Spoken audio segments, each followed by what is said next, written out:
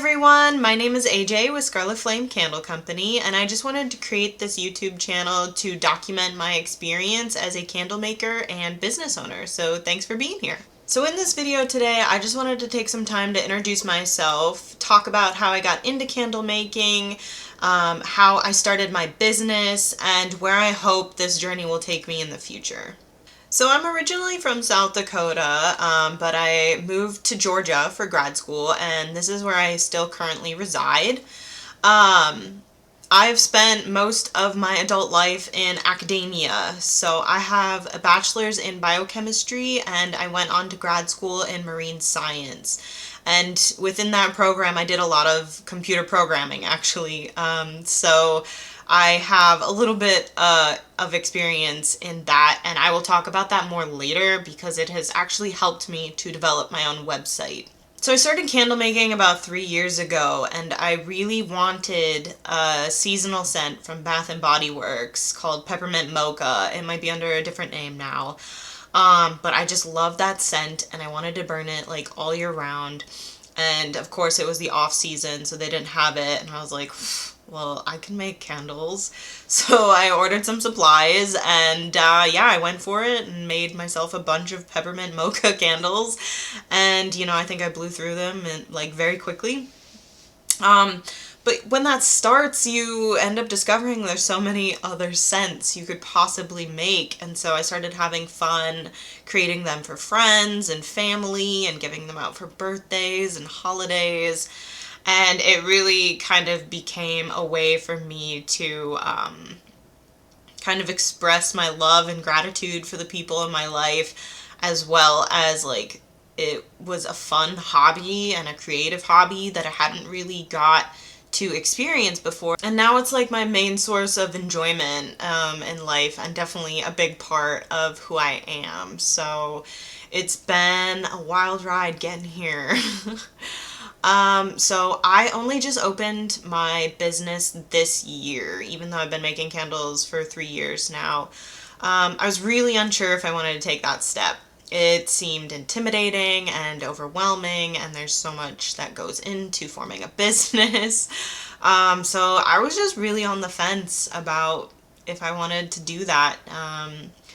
But clearly I made the decision to, but it took me a while to get there, to be honest. I'm someone who really likes to mentally prepare and like emotionally prepare, like, am I ready? Like, well, you know, I'd be putting the required time and effort into it if I start something, because I really didn't want to just have it, you know, flop because I didn't have the time or energy it needed. So yeah, it took a lot of mental preparation to get here. So I don't really have a whole lot of expectations for my business within this first year. I know it's really likely, especially with businesses in the first year, to not turn a profit. There's just a lot of startup costs that they'll pay out over time, but until you get to that point, you haven't really earned your money back. And I am perfectly okay, and like I've accepted that will likely be the case. It doesn't deter me to know that, because for me, this has become like a sense of enjoyment, as well as, you know, I can make a little money off of it too. But I want to keep doing this long term anyway, whether it made money or not. I would just end up making candles for family and friends regardless. So I'm emotionally and mentally prepared that my business likely won't make a profit in this first year. And that's okay with me. It doesn't mean I've failed, you know, and it doesn't mean anyone else is a failure either. It's just, that's just how things are sometimes. And the minute that this stops being fun for me, that's the minute I'll stop doing it. It's not worth my mental energy and like emotional well-being to stress myself out about something. So life is already stressful enough. I'm not gonna like make it harder, you know. I'll just keep doing this for me then, you know. All right, who wants to get down to the nitty-gritty? what kind of products do I use? How do I make my candles? What's my recipe? I am happy to share my recipe with you. However, I don't want you to think that it's the only way to make candles. This is the way I found that I like to make candles. It's perfectly fine if someone else makes candles a different way. Or, there's like 500 bajillion ways to make candles, and everyone's got different preferences, and that's totally fine. So we'll start with my wax, and I know already I'm going to probably get some flack for it. I use the Golden Brand's 464 wax for my candles. I personally have never had any issues with it, at least its performance. And I know other people struggle with some of the aesthetics. They like smooth tops after a burn. They don't like to see wet spots. They don't like the frosting that colored candles can have. Those things don't bother me. To me, they're purely aesthetic. They don't affect like the functionality of the candle at all. And those are things that I can live with. They don't bother me in the slightest. I'm more concerned about the safety of my candles, and the way they, and the functionality of the scent and the burn. Those are those are the main things I care about. And elaborating on that, I get my 464 soy wax from the Flaming Candle. I had originally ordered it from Candle Science, but it's a bit further away from where I'm at, so the shipping was just always more expensive. I think Candle Science has higher shipping regardless, maybe.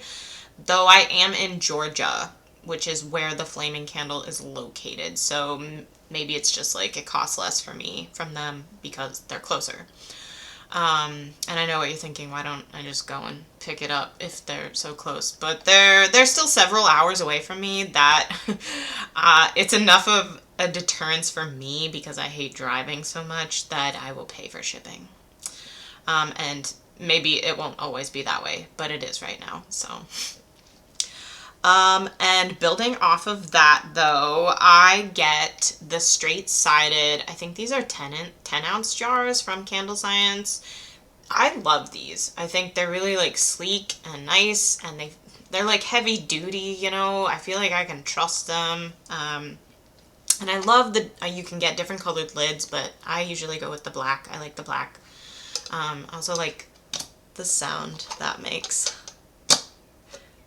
So, these are the jars I get from Candle Science, and I found that with the 464 wax and these specific jars, that the CD20 wick is what works best for these. This is like just something I was playing around with, so it's got some like starred embeds in there. This is for something I'm working on later. Okay, we got wax, wicks, and jars, so that leaves fragrance oils left. Ugh, talking is difficult. I use a 7.5% fragrance load. I know some people like to use the maximum amount. Some people, they like to, whatever works for their jars, they like to create their own percentage. I use 7.5%. Just because when I started out, I was using 6%, which is like the 1 ounce to 1 pound. And that did give me a pretty decent hot throw within a 464 wax. However, some of the more subtle ones, I just wanted them to have a little more oomph, like just a little more pop. So I started using 7.5%, and for all of my fragrances within my line, that works like very well. I don't have issues with hot throw at all. Yeah, I don't know if I've just gotten lucky or, I've just got my recipe down now, but yeah, I don't struggle with hot throw in the 464 wax. So in terms of cooking all this up, I heat my wax. I have 2 Presto pots because I also have a wax melt wax, but we'll get to that later. I heat my wax up to about 220 because as soon as it comes out of that Presto pot, it's already losing its heat. And so I heat it to about 220, and then I mix in the fragrance oil once, I've weighed it all out. And then by then it's already about 190. And so that's when I'm getting, the mixing in and making sure I'm mixing for like 2 minutes, to make sure that that fragrance oil really binds with the wax. And then comes like the longest waiting period, especially like depending on how much wax you've just poured out. I wait for it to cool to 135. And this is all in Fahrenheit. I should have said that for, people who, well, yeah, I'm a scientist. I also use Celsius, but, in my everyday life, it's Fahrenheit. So, 135 Fahrenheit, and that's when I pour, because the recommended pouring temperature for this wax is between 125 and 145. I feel like 125 is almost is too cool. There are instances when I pour even cooler than that, but I will talk about that later because I'm going to make a whole nother video surrounding that. So 135 I pour, and then just let them harden. I get smooth tops every single time. I can't even remember the last time I got a rough top. So the first pour, 464, it does cool smooth, and it looks sleek and it looks nice, and I have no issues with it, no complaints. Alright, we got a brief intermission because I had a little visitor. You say hi. This is one of my cats. I have 2 cats. This is Ghost. It's kind of a misnomer, if you will. But, I never have privacy. Can't get away from these babies. So, can you take your seat, please? Mommy's trying to record a video. Okay, so for the most part, that's really all I wanted to say in this video. I have a couple more videos planned that I would like to talk about certain things.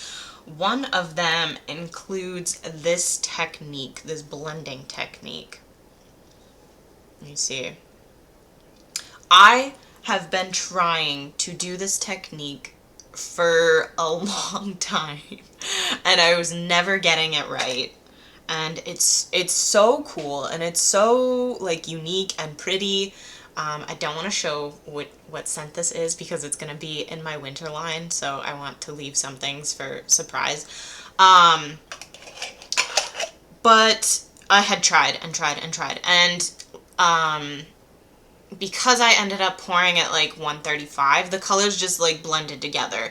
It did create a cool like ombre look, which I didn't hate, but this is what I was going for. This is what I wanted.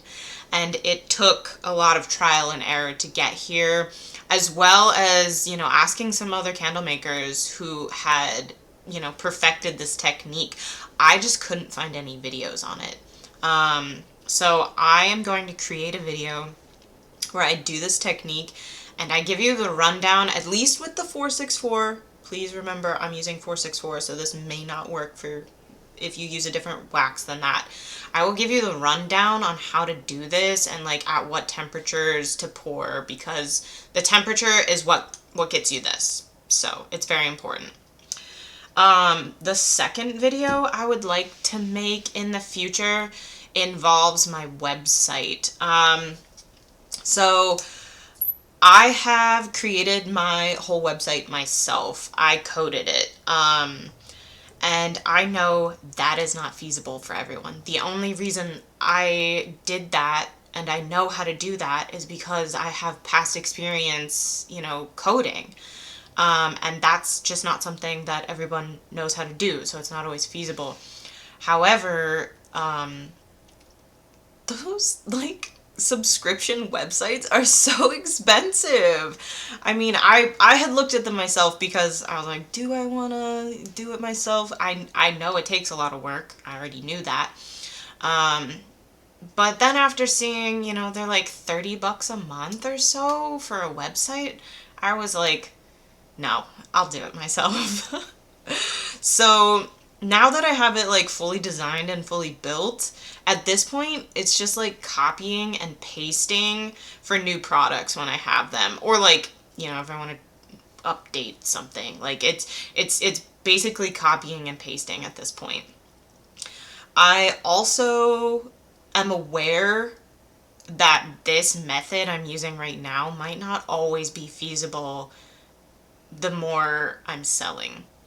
This is feasible for me right now because I don't have a lot of online sales and I actually prefer to do markets. I think it's just better. Like, I like that in-person interaction and like getting to see people's reactions as they're smelling the candles and like taking it all in like right then and there. Um, so this technique may not always work for me, but I want to make a video on it anyway because for people just starting out and if they have coding experience, that this could be a good way for them to save some money. So, yeah, those are kind of two videos I want to get out probably within the next month. That's my goal. So we'll see. And I also just want to make a disclaimer that my website does not have a lot of bells and whistles because I designed it myself and my coding, is limited. I'm not an expert by any means, but I can get a website up and running and make it look. I mean, I'm decently proud with what I accomplished with my website and the way it looks. So yeah, I just want to put that out there, like, that this could be an option for you if you have limited funds and you know a little bit of coding. Like, this could be an option for you to create a website. So here is my other baby. This is Nymeria. They are both named after direwolves in Game of Thrones. Yeah, hello.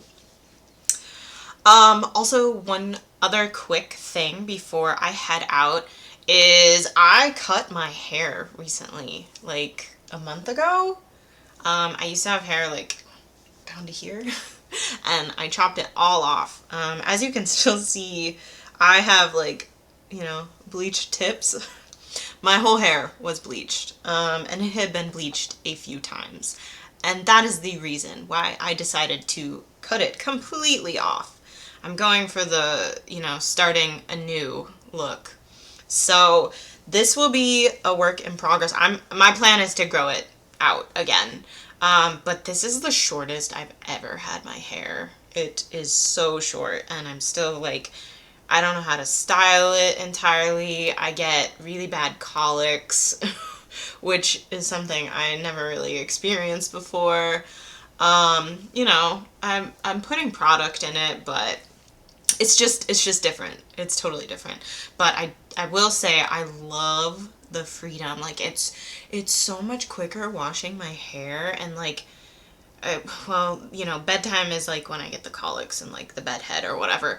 But I don't get like my hair pulled in the night, like laying on it, and that part was always annoying. But yeah, so this will be a journey for me as well, and I'm kind of interested / nervous to see how all the stages will look. But this is about 1 month of growth from, where it was, which really it isn't much. But yeah, so I'm also going to use these videos to have hair updates. Alright, well, thank you for tuning in, and I will try to get those two videos up within the next month, and I hope to see you soon.